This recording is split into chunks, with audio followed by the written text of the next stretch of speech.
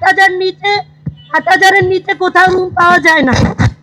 এই আমার কষ্টের কথা আমি বলতেছি যে আমার এই ব্যবসাটা দিয়ে আমার সংসারটা চলে, আমার ছেলে মেয়ের লেখাপড়া, আমার সংসারের সমস্ত হাইবার সমস্ত চাহিদা পূরণ আমার করা লাগে। আমি আপনাদের কাছে একটাই আকুল মিনতি করবো যেন আমি যেন এমন কিছু করে খাইতে পারি, এরকমের ব্যবস্থা করবে। আমি খুবই গরিব, অসহায়, আমার এই টাকা দিয়ে আমার ছেলে মেয়ে আমার সংসার চলে সামনে, স্বপ্নের সামনে। আমি একটা কথা বলতে চাই যে আমরা ঠিক আছে আপনাদের কথা মানলাম, আপনার রাস্তায় আমরা দোকানদারি করতে চাই, আমরা সাধারণ কোনো পাবলিকের হয়রানি করতে চাই না, কোনো বাইরালাও না, কোনো সাধারণ জনগণও না, যারা রাস্তা দিয়ে চলাচল করে তাদেরও না। কিন্তু আমরা তো ওই জায়গায় দোকানদারি করে জীবন জীবিকা চালাই, আমাদের ফ্যামিলি চলে, ভাই আছে, বোন আছে, বাপ মা আছে, তারা সবাই চলে। এখন আমরা ওই জায়গায় দোকানদারি করবো, মানুষের অশান্তি না করে, মানুষকে হয়রানি না করে কিভাবে দোকানদারি করা যায় আপনারা যদি বলতেন তাহলে ওইভাবে থাকার চেষ্টা করতাম। কারণ কারো হয়রানি করার দরকার নাই, আমরা নর্মালি ওই জায়গায় ভালোভাবে দোকানদারি করতে চাই, শান্তিপূর্ণভাবে। আমার মিরপুর 13-তে একটা দোকান আছে, তো এই দোকান দিয়ে আমি জীবিকা নির্বাহ করি। তো আমি মাননীয় প্রশাসকের কাছে জানতে চাই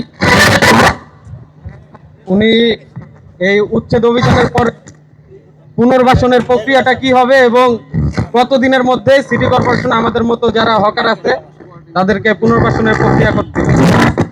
আমি রাশিদ আক্তার, আমি আইডিয়াল স্কুলের সামনে একজন ফুটপাতে আমার টাকা দিয়ে আমার দোকানের বেসিকের টাকা দিয়ে আমার এই দোকান দিয়ে আমার ছেলে সন্তান মাদ্রাসা পড়ে, আমার দুটো সন্তানই এখানে পড়ে।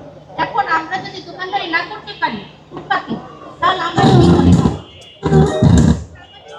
একটা পদ্ধতি না দেওয়া পর্যন্ত আমরা কি করে খাবো? আমাদের বিকল্প এই সাউন্ড সিস্টেমের লোকটা, এই মাইকের লোককে, এই মাইকের লোকটাকে আমাদের বিকল্প পদ্ধতি না দিয়ে আমরা কি করব?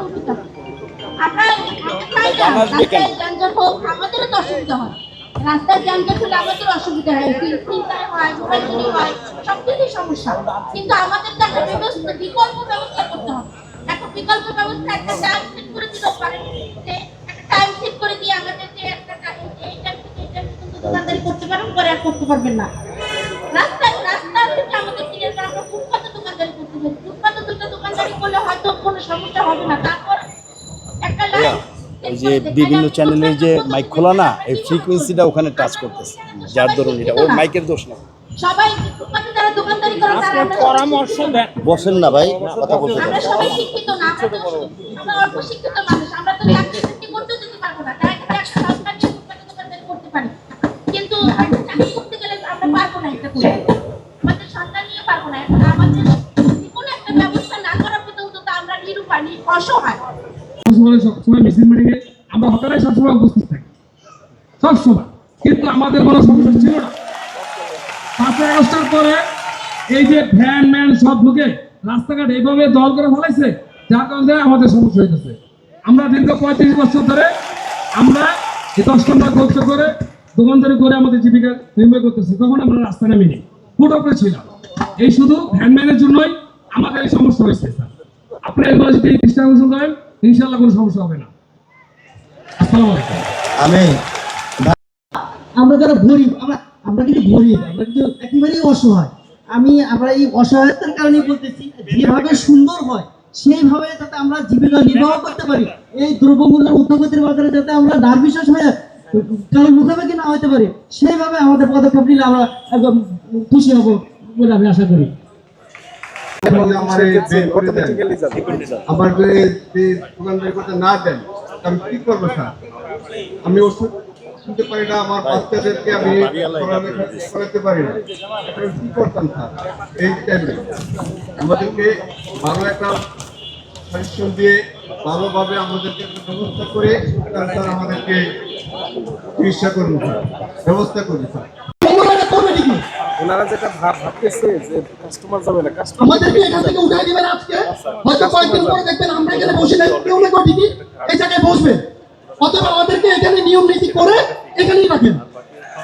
সালাম আলাইকুম। আমার দোকান মিরপুর হোক মার্কেট, লাস্ট ফার্মার অপোজিট আমার দোকান রাস্তায়। আমি আজকে এখানে বিগত 3-4 বছর এখানে দোকানদারি করি, এখানে রাস্তাতে আমার দোকান।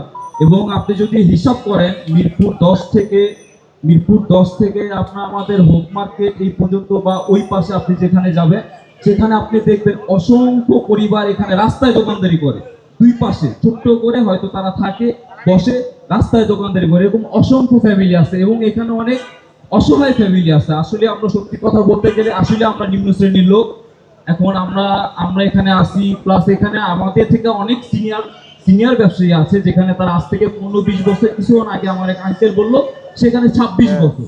তো এরকম অসংখ্য অনেক ফ্যামিলি আছে যেখানে তারা এখান থেকেই তাদের আয়ের উৎস, এখান থেকেই তারা ইনকামের উৎস এবং এখান থেকেই তাদের ফ্যামিলি এবং যারা এই যে বললো অনেকে এই স্টুডেন্ট আছে পড়াশোনা করে এবং বৃদ্ধ বাবা বৃদ্ধ মা সব ইনকাম সোর্স এখান থেকে।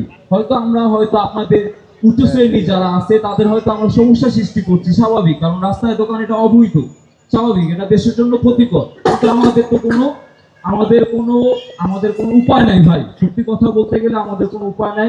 নিরুপায় হয়ে আমরা এখানে পড়ে আছি। আমরা তো কে চায় রাস্তায় দোকানদারি, ঝড় হোক বৃষ্টি হোক, পুলিশের সমস্যা, এভাবে আসলে খুব কষ্টকর ভাই, বিশ্বাস করেন অনেক কষ্টকর। এটা সরকারের কাছে আমার অনুরোধ, হয়তো আপনারা এখান থেকে উঠায় দিবেন, রাস্তায় করতে দিবেন না, তবে এমন জায়গায় দেন যেখানে ফ্যামিলিগুলো চলতে পারে, অন্তত চলতে পারে, সেই সিস্টেম করেন আপনারা। দেশে আমি আর কিছু বলবো না, এখানে সংক্ষিপ্ত। যে আমাদের তাহলে এখানে না পাশেই একটা অমুক জায়গায় আমরা বসলে এরকম বলো যদি থাকে। এখন হচ্ছে কি আরেকটা সিস্টেম করতে পারে, হয়তো বিভিন্ন মার্কেট আছে, হয়তো আমাদের অ্যাবিলিটি নাই সেখানে অ্যাডভান্স দিব, দোকান নিব, এই অ্যাবিলিটি নাই ভাই, বিশ্বাস করেন দিন আনি দিন খাই। এখন আপনারা হয়তো কোনো একটা মার্কেটের সামনে আমাদের কোনো একটা সিস্টেম করে বসায় দিতে পারেন, দেখেন যেভাবে ভালো মনে হয় আপনারা করেন।